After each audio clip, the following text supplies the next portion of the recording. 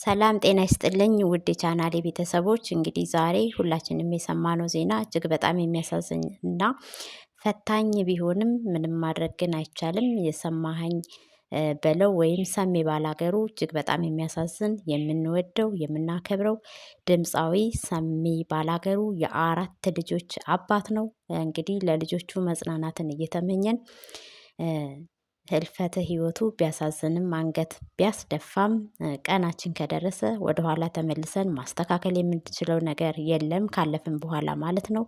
ማለት የምንችለው ነፍስ በአጸደ ገነት ትኑር ማለት ብቻ ነው። እንግዲህ ሰሜ ባለ ብዙ እቅድ የነበረው ሰው ነበረ። ገና ያልተጀመሩ ያልወጡ ስራዎች እንዳሉት ይናገራል።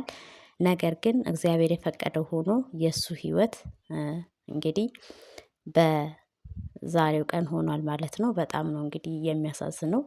ሰሜ ባላገሩ እንግዲህ ለልጆችህ መጽናናትን፣ ለወዳጅ ዘመዶችህ መጽናናትን፣ ለኢትዮጵያ ሕዝብ ሁሉ መጽናናትን እየተመኘን ያንተን ነፍስ በአጸደ ገነት እንዲያኖርልን የሁላችንም ምኞታችን ነው።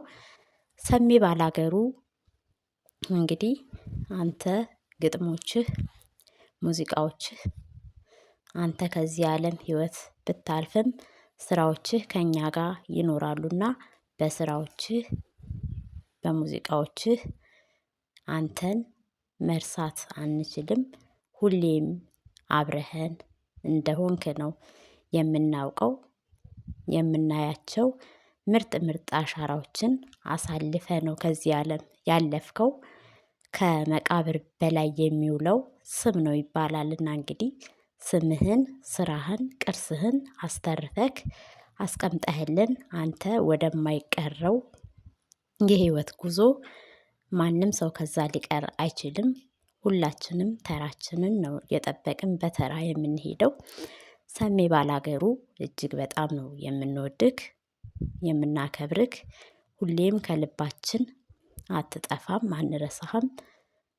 እንዳንረሳህም ግድ የሚሉ የሚያስብሉን ድንቅ ድንቅ ሙዚቃዎችክ፣ ግጥሞችክ የማይረሱ በአእምሮአችን ውስጥ የቀሩ እኛ ላይ ትልቅ አሻራ ጥለሃልና ሰሜ እንግዲህ ነፍስህ በአጸደ ገነት ትኑር።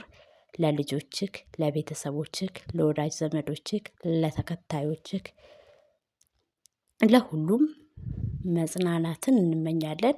ነፍስክ በአጸደ ገነት እንድትኖር የሁላችንም ምኞት ነው። ሰሜ ባላገሩ ያንተን ግጥሞች ሰምተን ያንተን ድምፅ ሰምቶ ልቡ የማይከፈት የለምና ነፍስ በሰላም ትኑር ማለት እንወዳለን።